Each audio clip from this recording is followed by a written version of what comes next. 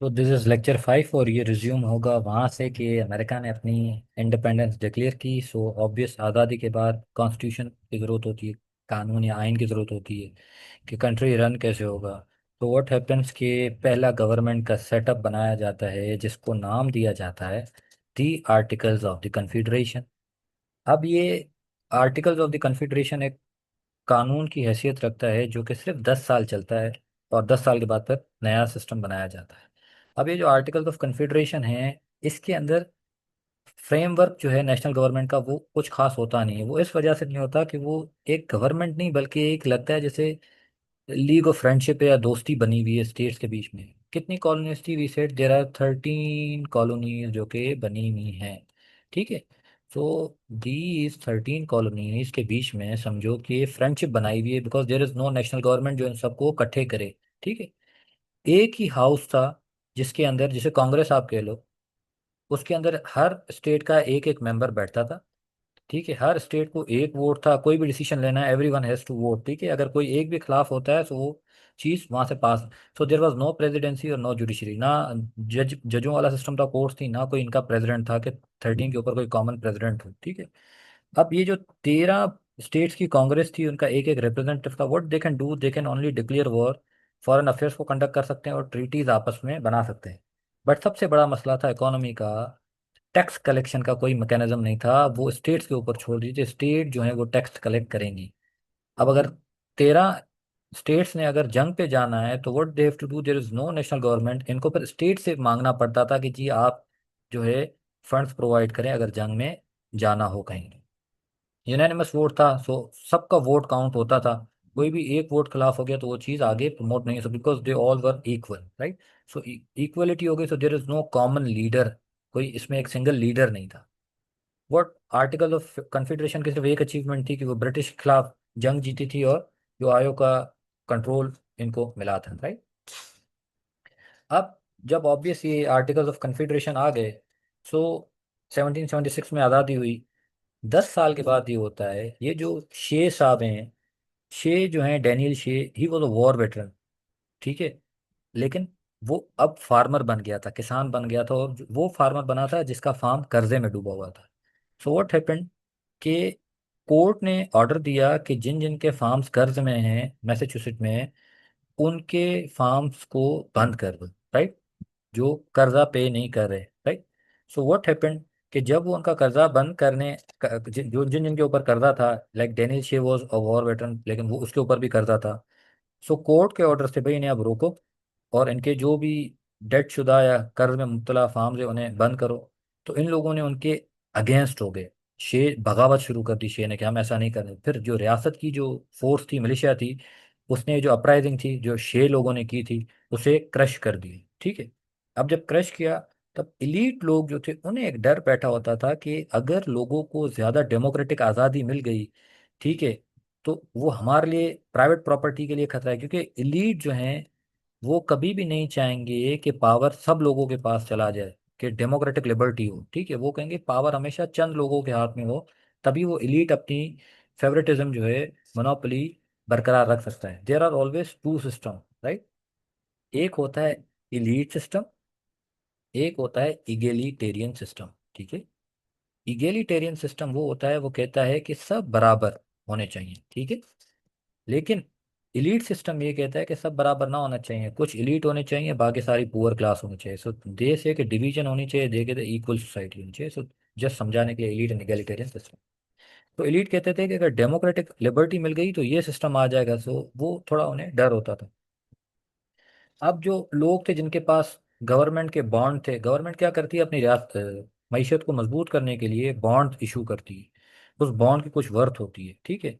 सो अब जिनके पास government bond थे वो तो नर्वस थे क्योंकि टैक्स कलेक्शन का तो कोई मैकेनिज्म ही नहीं था।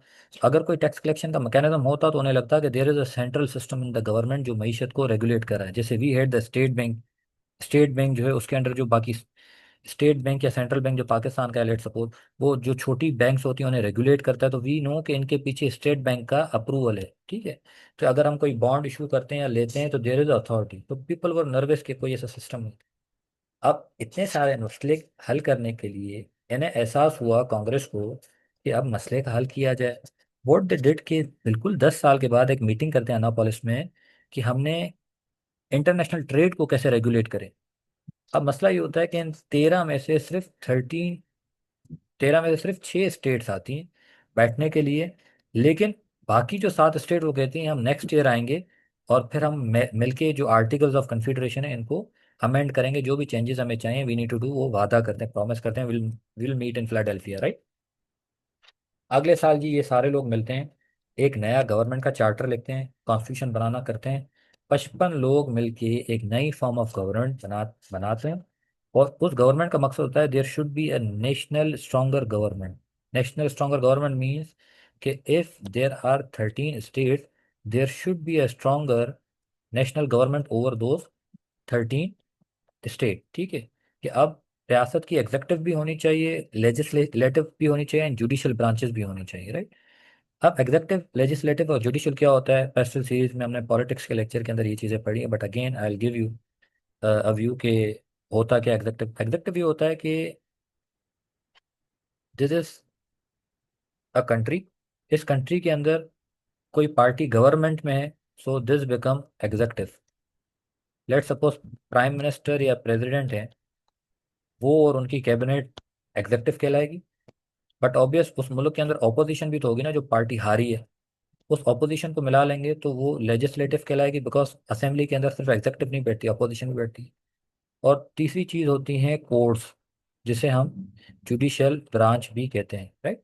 सो इन तीनों का आपस में कनेक्शन होता है, so there is a power sharing formula between them, right. Power sharing formula होता है कि आपकी जो लेजिस्लेटिव कानून बनाती है, लेजिस्लेटिव असेंबली कानून बनता है, जो गवर्नमेंट में लोग हैं वो और अपोजिशन मिलकर कानून बनाती है। फिर एग्जेक्टिव का काम होता है कि उस कानून को इम्प्लीमेंट करवाना। और जुडिशियल ब्रांच का काम होता है कि अगर किसी को कानून से तजाद है तो वो गो टू द कोर्ट, वो इंटरप्रेट करती है कानून को और आपका मसला कानून की नज़र में हल करती है, राइट। अब जो सिस्टम बनेगा अमेरिका का, they said republican with representative. So there is a difference between representative या रिपब्लिकन सिस्टम और डायरेक्ट डेमोक्रेसी, ठीक है। इस सिस्टम को समझने के लिए वी हैव टू लुक के what is direct democracy and what is republican system. Direct democracy का मतलब है कि दिस इज द पीपल और द पॉपुलेशन, इसने वोट दिया डायरेक्ट और आपका प्राइम मिनिस्टर या प्रेसिडेंट बना दिया डायरेक्ट, ठीक है। लेकिन रिपब्लिकन सिस्टम में ये होता है कि जो पीपल होते हैं वो अपने ब्याह पे किसी एक बंदे को इलेक्ट करते हैं, ठीक है। फिर वो आपके ब्याह पे पीएम या प्रेसिडेंट को इलेक्ट करता है। सो this is called direct democracy. इसे कहते हैं रिपब्लिकन विथ रिप्रेजेंटेटिव, मतलब रिप्रेजेंटेटिव बीच में है जो कि आपके बिहाफ पे प्राइम मिनिस्टर या प्रेसिडेंट को सेलेक्ट करते हैं या सिलेक्ट करते हैं, राइट। सो ये सिस्टम आ गया अमेरिका के अंदर, रिपब्लिकन विथ रिप्रेजेंटेटिव। अब अमेरिका का जो ये रिपब्लिकन विथ रिप्रेजेंटेटिव सिस्टम है वो कुछ इस तरीके से है कि पूरी अमेरिका के अंदर there are total 538 members electoral college के। ये अमेरिका का सिस्टम है कि किस तरीके से अमेरिका में प्रेसिडेंट इलेक्ट होता है, ठीक है। हर पार्टी ने 538 रिप्रेजेंटेटिव अपने छोड़े होंगे रियासतों के अंदर। अब लेट सपोज अमेरिका के अंदर दो पार्टीज हैं, एक पार्टी का नाम है रिपब्लिकन पार्टी, एक का नाम है डेमोक्रेट्स पार्टी, ठीक है। 538 ये अपने लोग रखेंगे, 538 ये अपने लोग रखेंगे, ठीक है, जो कि कंटेस्ट करेंगे। इन 538 लोगों को कौन वोट देगा, पब्लिक वोट देगी। अब जिस भी पार्टी के पास 50% से ज़्यादा वोट होंगे, जिनके भी रिप्रेजेंटेटिव 50% से ज़्यादा होंगे, तो ऑटोमेटिकली वो अपनी पार्टी के प्रेसिडेंट को इलेक्ट करवा देंगे। सो this is how the mechanism work. अब 538 का हाफ होगा 270, दैट मीन 270 प्लस जिसके भी रिप्रेजेंटेटिव जीते होंगे पब्लिक के वोट से, वो अपना प्रेसिडेंट को इलेक्ट कर लेगा। सो व्हाट हैपेंस कि जैसे लास्ट इलेक्शन हुए तो ट्रम्प के पास वोट्स ऑब्वियस 270 से ज़्यादा थे, तो he became the president of the USA, right. तो 270 से कम होगा तो उसे फिर अलायंस करना पड़ेगा अपनी सीट्स बनाने के लिए। So this is known as simple majority system, जो कि इलेक्टोरल कॉलेज का सिस्टम है। जो मैंने समझाया कि हाउ रिप्रेजेंटेटिव का सिस्टम काम करता है, ठीक। अब मसला ये था कि देयर वाज अ इशू। रियासतें जो 13 थी, 13 स्टेट्स जो कॉलोनीज ऑफ स्टेट्स बन गई थी, उनके अंदर कुछ कॉलोनीज जो थी वो बड़ी थी, कुछ कॉलोनीज जो थी वो छोटी थी, ठीक है। सो अब मसला ये था कि जो बड़ी पॉपुलेशन वाली स्टेट्स थी और छोटी पॉपुलेशन वाली स्टेट थी, वो कहती थी कि असेंबली के अंदर किस तरीके से रिप्रेजेंटेशन होगी, ठीक है। सो अब जेम्स मेडिसन थे, उन्होंने अपना वर्जीनिया प्लान दिया। उन्होंने कहा कि there should be two house मतलब बाय कैमरल लेजिस्लेचर होना चाहिए, ठीक है। अगेन आई रिकमेंड कि पॉलिटिक्स वाला लेक्चर अगर सुन लिया जाए तो ये टू टू हाउस और वन हाउस ये सारी चीज़ें समझ आ जाएंगी, हेल्पफुल है, just for the sake of reference, but मैं यहाँ भी समझाऊंगा। बाय कैमरल में ये होगा कि there would be upper house and there would be a lower house. इसका मतलब है बाय कैमरल। यूनिकैमरल में क्या होता है कि एक ही हाउस होता है, सिंगल हाउस, ठीक है। अब जो आवाम अपना नुमाइंदा एमएनए या एमपी इलेक्ट करती है, तो वो ऑब्वियस किसी ना किसी हाउस में बैठेंगे, या सिंगल हाउस में या बाई कैमरल में, ठीक है। सो जेम्स मेडिसन ने कहा कि मेरा एक वर्जीनिया प्लान है, मतलब मेरे प्लान का नाम वर्जीनिया प्लान है, जो कहता है कि there should be a bicameral system, two house legislature होना चाहिए, और दोनों के अंदर जो रिप्रेजेंटेशन होगी वो proportional to the state population होगी। लेट सपोज यहाँ पे अगर पॉपुलेशन 20% ऑफ द टोटल है, यहाँ पे 10% है, तो इस 10% 20% के अकॉर्डिंग इन दोनों में लोग बैठेंगे, ठीक है। तो अगर ऐसा होता है तो फिर छोटी स्टेट्स हैं जिसकी लेट्स सपोज 1% है या 2% है पॉपुलेशन, तो फिर उनकी रिप्रेजेंटेशन कम होगी, उनके मेंबर एक या दो होंगे, ठीक है। So this was the larger stand plan. ये किन के फेवर में था? लार्जर स्टेट के फेवर में था, ठीक है।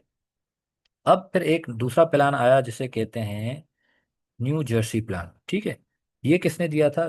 थॉमस जेफरसन ने। इसने कहा जी सिंगल हाउस होना चाहिए, ठीक है, और सिंगल हाउस के अंदर हर स्टेट की इक्वल रिप्रेजेंटेशन होनी चाहिए, इसके भी बराबर होने चाहिए, इसके भी बराबर, इसके इसके बराबर।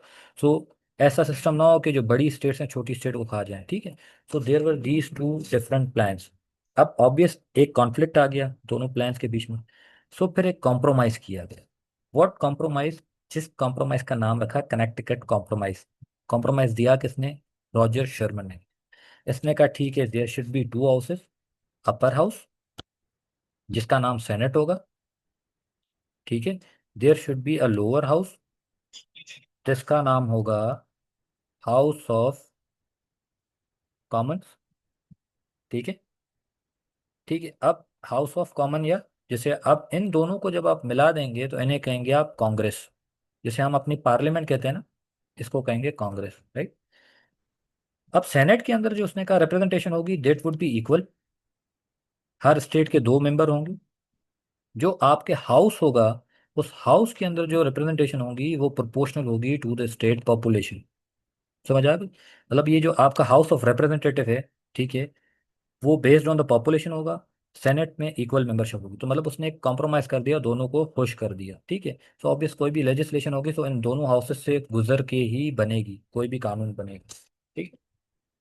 अब ये हो गया कि उसने कहा कि जो कांग्रेसमैन या हाउस के मेंबर होंगे वो 2 साल के लिए सर्व करेंगे, और हर 2 साल के बाद इस हाउस ऑफ रिप्रेजेंटेटिव का इलेक्शन होगा। जबकि सेनेट का जो इलेक्शन होगा हर 6 साल के बाद होगा, ठीक है। हर 6 साल के बाद कैसे होगा? सो अब 50 स्टेट्स हैं, दैट मीन्स कितने सेनेटर होंगे? 100 सेनेटर होंगे, राइट। सो हर 33 सेनेटर्स जो होंगे, हर 33 सेनेटर्स का इलेक्शन 2 साल के बाद होगा, ठीक है। और एक सेनेटर कौन होगा? 100th मेंबर वो होगा जो आपका चेयरमैन सेनेट होगा, ठीक है। अब अमेरिका का जो चेयरमैन सेनेट होता है वो उनका वाइस प्रेसिडेंट होता है, ठीक है। तो that is the vice president जो आपका चेयरमैन सेनेट या उनका जो सेनेट का चेयरमैन कहलाता है, राइट। सो ऑब्वियस, अगर 33 मेंबर्स, उनका इलेक्शन फर्स्ट ईयर में होता है, ठीक है, तो ये 33 मेंबर्स हैं, इनका इलेक्शन थर्ड ईयर में होगा, नेक्स्ट 33, तो टोटल 100 मेंबर्स हैं वी हैड, राइट। तो ऑटोमेटिकली ये होगा कि जब इनकी टर्म रिटायर होगी 6th ईयर में, तो इनकी जगह पे दोबारा इलेक्शन होगा। मतलब हर 2 साल के बाद 33 मेंबर्स का इलेक्शन ऑटोमेटिक हो जाएगा, ठीक है। तो इनकी टेन्योर 6 6 साल होती है, अब आ गया जी स्लेवरी का इशू। अब जो सदर्न स्टेट थी वो स्लेव रखती थी, उन्हें प्रॉपर्टी काउंट करती थी, तो वो कहते थे कि ये हमारी प्रॉपर्टी हैं, इन्हें हम पॉपुलेशन में काउंट, ये जो हमारे स्लेव्स हैं उन्हें पॉपुलेशन में काउंट करो, लेकिन they would be called as और प्रॉपर्टी, वो वोट नहीं दे सकेंगे। ठीक है। अब जो नॉर्थ की स्टेट्स थी उनके पास कम स्लेव थे, वो कहते थे कि जी स्लेव हैं, उन्हें पॉपुलेशन में काउंट नहीं करना चाहिए। सो पॉपुलेशन में काउंट करवाने का इस वजह से कहते थे कि पॉपुलेशन ज़्यादा होगी तो जो हाउस ऑफ रिप्रेजेंटेटिव होगा उसमें हमारी नुमाइंदगी ज़्यादा होगी। So southern were not in favour कि किसी भी तरीके से ब्लैक पीपल जो हैं उन्हें वोटिंग राइट या प्रॉपर्टी राइट मिले। वोट और प्रॉपर्टी राइट इस वजह से लिंक है कि वोट वही बंदा दे सकता था जिस जो जो प्रॉपर्टी होल्ड करता हो। ठीक है। अब मसला एक ये भी था स्लेवरी का कि साउथ के अंदर लोग स्लेवरी को इस वजह से भी फेवर करते थे कि काला बंदा होगा तो अमरीकी जो गोरा, जो बिल्कुल पुअर या लोअर क्लास भी गोरा होता था ना, वो भी अपने आप को फिर माइटी समझता था कि मैं बड़ा हूँ और मैं, मुझे एक सुपीरियोरिटी दी गई है, this is my God given superiority, right. तो इस वजह से सदर्न वर्ग, और वो स्लेव का ट्रेड भी करते थे, वो कहते थे भी पॉपुलेशन में भले काउंट करो but they are not able to hold property और दे कैन वोट। ठीक है। फिर अगेन इसके ऊपर भी कॉम्प्रोमाइज हुआ। कॉम्प्रोमाइज ये हुआ कि जो ब्लैक्स थे, जिन्हें हम अदर पर्सन भी कहते हैं, उन उन्हें 3/5 काउंट किया गया। 3/5 मीन कि वो they are 60% of a normal man. ठीक है। एक आम आदमी के बराबर ये 60% है। ठीक।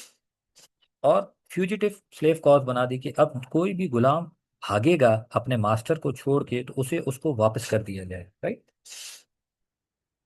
एक और इशू आ गया, that was the federalist versus the anti federalist, जिसे लूज कंस्ट्रक्शनिस्ट या हैवी कंस्ट्रक्शनिस्ट कहते हैं। अब जो जी एंटी फेडरलिस्ट थे वो कहते थे कि जो कॉमन पीपल या गरीब तबका है, ऑब्वियस ये सदर्नर लोग ही ज्यादा थे, जो कॉमन पीपल और फार्मर्स थे, वो कहते थे कि जी नेशनल गवर्नमेंट जो है स्ट्रांग नहीं होनी चाहिए, स्टेट गवर्नमेंट स्ट्रांग होनी चाहिए। जो स्टेट की गवर्नमेंट है that should be strong, but there should be no need of strong national government, वरना वो छोटी रियासतों को खा जाएंगे। छोटे और मोर लोकल गवर्नमेंट होनी चाहिए जो पीपल रिस्पॉन्सिव हो, लोगों तक रिस्पॉन्सिव। जबकि फेडरलिस्ट कहते थे नहीं, we need a strong national government. और इस आइडिया को सपोर्ट करने वाले हैमिल्टन, जेम्स मेडिसन और जॉन जे जैसे लोग थे। ठीक है। वो इसको सपोर्ट करते थे, राइट। अब इख्तलाफात ज़्यादा थे। अब जो हैमिल्टन था उसकी पोस्ट जो थी, he was the secretary of treasury. ठीक है। अमेरिका का जो पहला प्रेसिडेंट था ही वॉज जॉर्ज वॉशिंगटन। ठीक है। क्योंकि उनकी सर्विस ज़्यादा थी और ही वॉज अनअपोज्ड। हैमिल्टन जो था वो वजीर खजाना था। अब वो कहता था कि अमेरिका की जो ट्रेड है उसमें अमेरिका को मैन्युफैक्चरिंग पावर हाउस बनना चाहिए, मतलब इंडस्ट्रियल क्लास बनना चाहिए, इंडस्ट्री को प्रमोट करना चाहिए। ठीक है। रूल ऑफ एलीट होना चाहिए, इंफ्रास्ट्रक्चर के ऊपर बिलीव करें, और हमारे ताल्लुकात ब्रिटेन से अच्छे होने चाहिए। वी नो कि जीबी और फ्रांस, ये थोड़ा इनका तजाद शुरू से चलता आ रहा है, we have studied in the previous lecture. So ये कहता था हैमिल्टन कि हम we should go towards GB, हम इसे फेवर करें, इंडस्ट्रीज और मैन्युफैक्चरिंग की तरफ जाएं, और ज्यादा फ्री स्पीच और डेमोक्रेसी है वो थ्रेट है। ठीक है। जबकि जेफरसन साहब कहते थे नो, उनका थोड़ा आइडिया इसके ऑपोजिट था। उसका आइडिया इस वजह से ऑपोजिट था, he said we don't want industrialist system, we need agrarian system, small scale system हो कि जिसमें छोटे तबका जो फार्म है उनका गुजारा चले। जो सरप्लस होगा हम बाहर ट्रेड नहीं करेंगे, हम लोकल मार्केट के अंदर रखेंगे। There should be no international trade, we don't need international trade, we don't need manufacturing, we need agriculture, right.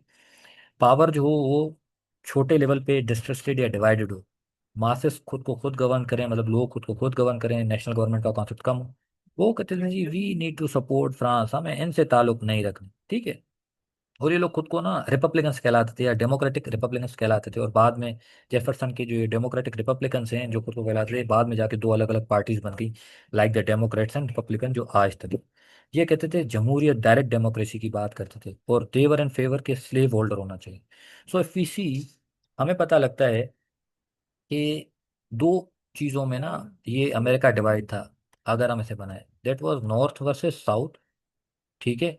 ये स्टेट गवर्नमेंट स्ट्रांग चाहते थे, ये नेशनल गवर्नमेंट स्ट्रांग चाहते थे, ये स्लेव्स चाहते थे, ये नॉन स्लेव्स चाहते थे, स्लेव नहीं चाहते थे, right. So this was the divide. ये कहते थे जी इंडस्ट्रियल सिस्टम होना चाहिए, ये कहते थे एग्रीन सिस्टम होना चाहिए, ठीक। So this was how loose constructionist और हैवी कंस्ट्रक्शनिस्ट के बीच में डिवीजन थी। अब ये जब आपस में अमेरिका के अंदर ये तजाद थे कि किस तरीके से हमने चीज़ों को आगे लेके जाना है, बट देवर नॉट नोइंग कि फ्रांस और ब्रिटिश वो तो आपस में जंग लड़ रहे थे, तो they had less concern about the American colony, right.